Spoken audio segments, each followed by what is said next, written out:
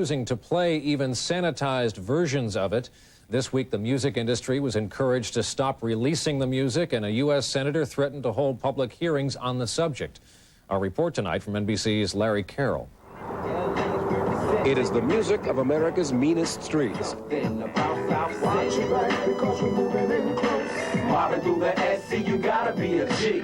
It is a background score to a life born of sudden violence, poverty, and hopelessness.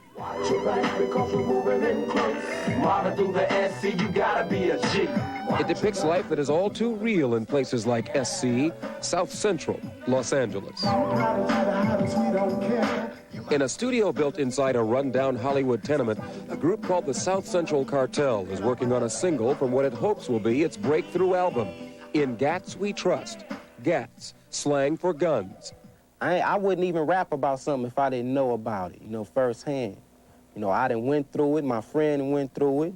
We sit down and we talk about stuff. We write about what we feel and what we done been through. This is Gangsta Rap. It is raw, in-your-face music that reflects violence, drug use, disrespect for women, and promiscuity in the most graphic of terms. Shoot them out there like guess to wipe the crack of with a whack MC. The flavor of the month is... It first appeared on the scene 5 years ago and found its market in the neighborhoods where it was born. Tapes passed hand to hand, marketing by word of mouth, in clubs. Radio was out of the picture. But as hardcore rap became big business, radio began to cater to an audience growing into the mainstream.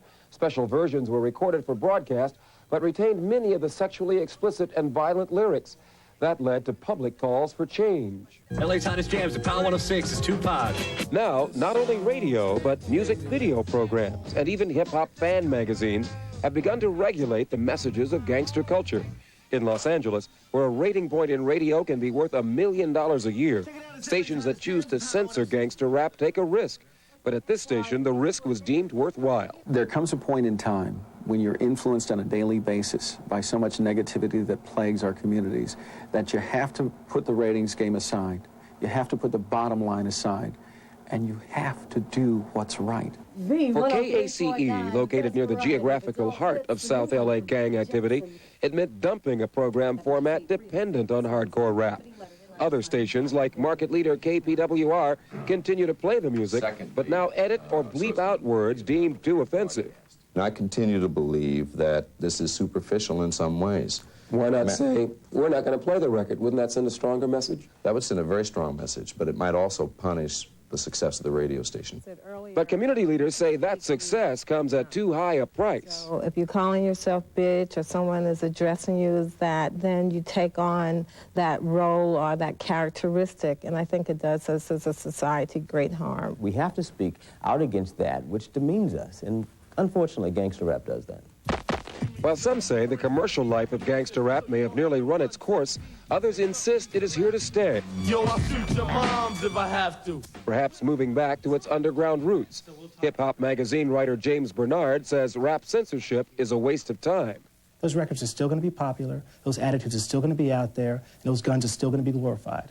Regardless, Rich Guzman and a growing chorus of others believe something must be done. If we as a radio station have influenced even one in a negative way, then we certainly are not serving the community in the proper way.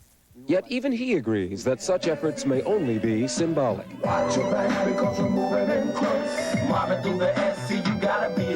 Larry Carroll, NBC News, Los Angeles.